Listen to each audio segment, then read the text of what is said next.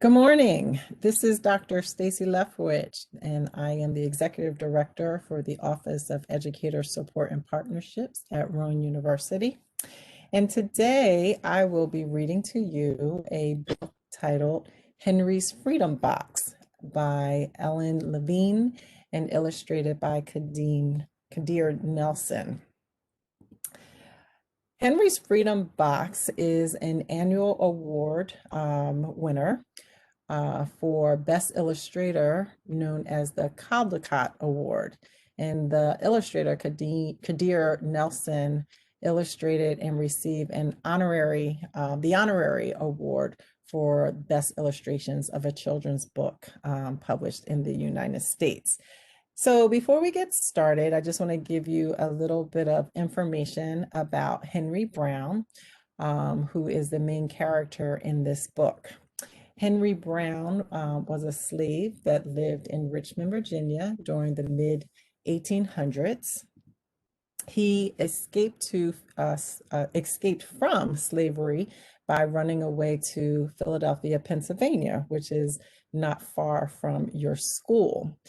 And before I get started on a reading, I wanted to do just make a couple of predictions. I know that I'm not there live, but I just wanted you to think about and answer the question, do you think Henry Brown used the Underground Railroad to escape slavery? And so I believe you are fifth graders that I'm reading to. And so I'm sure by now you've heard about the Underground Railroad. And so my question to you is, do you think Mr. Brown escaped using this Underground Railroad? And so if you think he did, how do you think he did it? And if you don't, why don't you think he escaped using an Underground Railroad? And so just think about that for a quick second. And then when the reading is over, your teacher can pose those questions to you again. Okay, so this is Henry Brown, and I'm going to be reading Henry's Freedom Box. So the story goes, Henry Brown wasn't sure how old he was. Henry was a slave, and slaves weren't allowed to know their birthdays. Henry and his brothers and sisters worked in the big house where the master lived. Henry's master had been good to Henry and his family, but Henry's mother knew things could change. Do you see those leaves blowing in the wind? She said. They are torn from the trees like slave children are torn from their families. So I want you to think about what Henry's mom is saying. She is looking at trees and she's explaining to Henry that the trees the trees are like slave children who are torn from their families. Okay, that's giving you a little bit of inference. You can make a prediction as to what's about to happen. One morning, the master called for Henry and his mother. They climbed the wide staircase. The master laid in bed with only his head above the quilt. He was very ill. He beckoned them to come closer.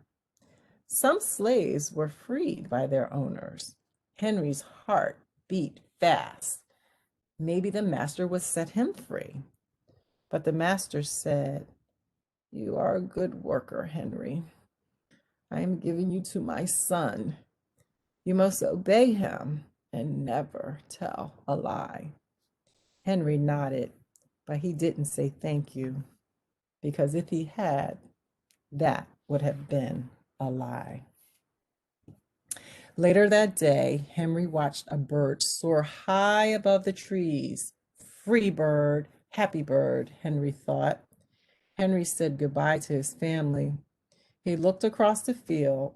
The leaves were swirling in the wind. So I want you to think back to what Henry's mother said about slave children and being torn from the trees, leaves being torn from the trees like slave children torn from their family.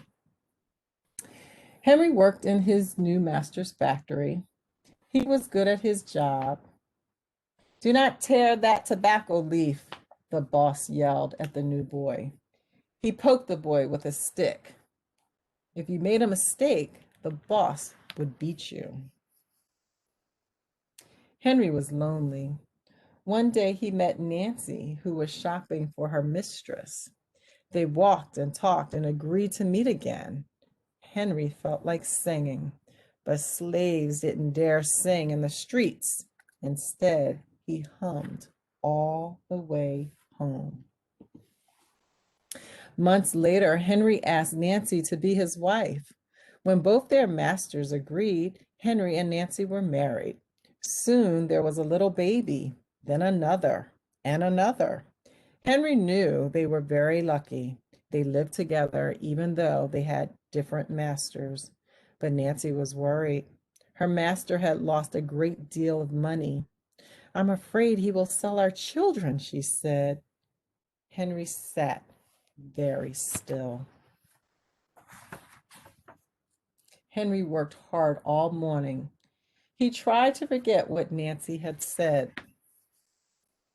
His friend James came into the factory. He whispered to Henry, "Your wife and children were just sold at the slave market." "No!" cried Henry. Henry couldn't move. He couldn't think. He couldn't work. "Twist that tobacco," the boss poked Henry. Henry twisted tobacco leaves. His heart twisted in his chest. At lunchtime, Henry rushed to the center of town. A large group of slaves were tied together. The owner shouted at them. Henry looked for his family. "Father, father!" Henry watched his children disappear down the road. Where was Nancy? He saw her the same moment she saw him. When he wiped away his tears, Nancy too was gone. Henry no longer sang. He couldn't hum. He went to work, and at night he ate supper and went to bed. Henry tried to think of happy times, but all he could see were the carts carrying away everyone he loved. Henry knew he would never see his family again. Many weeks passed. One morning, Henry heard singing. A little bird flew out of a tree into the open sky. And Harry thought about being free. But how? As he lifted a crate, he knew the answer. I'm going to stop there because I want you to think about the title of this story, Henry's Freedom Box. And Henry just had an idea after he lifted a crate. He asked James and Dr. Smith to help him. Dr. Smith was a white man who thought slavery was wrong.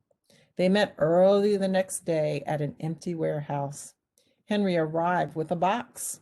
"I will mail myself to a place where there are no slaves," he said. James stared at the box, then at Henry. "What if you cough and someone hears you?" "I will cover my mouth and hope," Henry said. Dr. Smith wrote on the box, "To William H. Johnson, Arch Street, Philadelphia, Pennsylvania." Henry would be delivered to friends in Philadelphia. Then he printed on the crate in big letters, "This side up with care." Henry needed an excuse to stay home, or the work boss would think he had run off. James pointed to Henry's sore finger, but Henry knew it wasn't bad enough. He opened a bottle of oil. "No!" cried James. Henry poured it on his hand, and it burned his skin to the bone. Now the boss would have to let him stay home. Dr. Smith bandaged Henry's hand. They arranged to meet the next morning at 4 o'clock. The sun was not up when Henry climbed into the box. "Ready?" he said. James nailed down the lid. Dr. Smith and James drove to the station. The railway clerk tipped the box over and nailed a paper to the bottom. Dr. Smith begged the clerk to be careful, but they didn't listen. They threw the box into the baggage car. Hours passed. Henry was lifted up and thrown away. Thrown again, upside down. He heard waves splashing. This must be the steamboat headed for Washington, D.C. The ship rode smoothly, but Henry was still upside down. Blood rushed to his head. His face got hot. His eyes ached. He thought his head would burst, but he was afraid to move. Someone might hear him. I'm tired of standing, someone said. Why don't we move the box and sit on it? Said another. Henry held his breath. Could they be talking about his box? Henry was pushed. The box scraped the deck.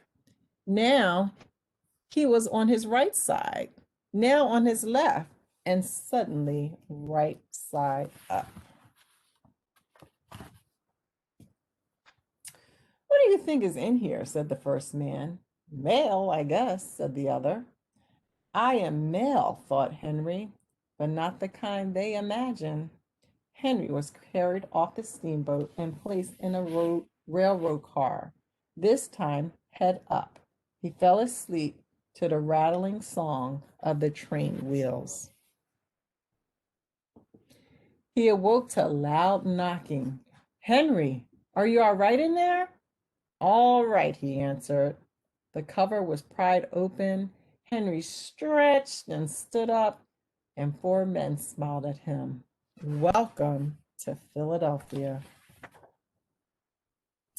So that's the end of the story. And I just wanted to end my reading with sharing just a few facts about Henry Brown. During this time, approximately 4 million slaves lived in the United States. And it's believed between 60,000 and 100,000 slaves escaped to freedom. Using the Underground Railroad, which was the prediction questions that I asked earlier, the Underground Railroad was a secret way that slaves made their way from the South to the North.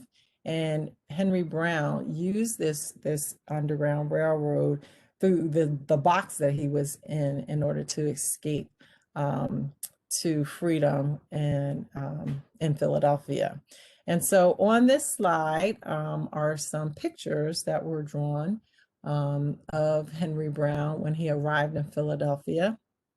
And the other two are just some portraits of him that were drawn because he became very famous for escaping the way that he did from slavery. And so I hope you enjoyed the reading of Henry's box. And you know, if you have any questions, your teacher may be able to find the book in the library because there are some additional fun facts at the end of the story. So I want to thank you for allowing me to read Henry's Freedom Box to you. I hope you enjoyed it, and I hope you have a great day. Thank you.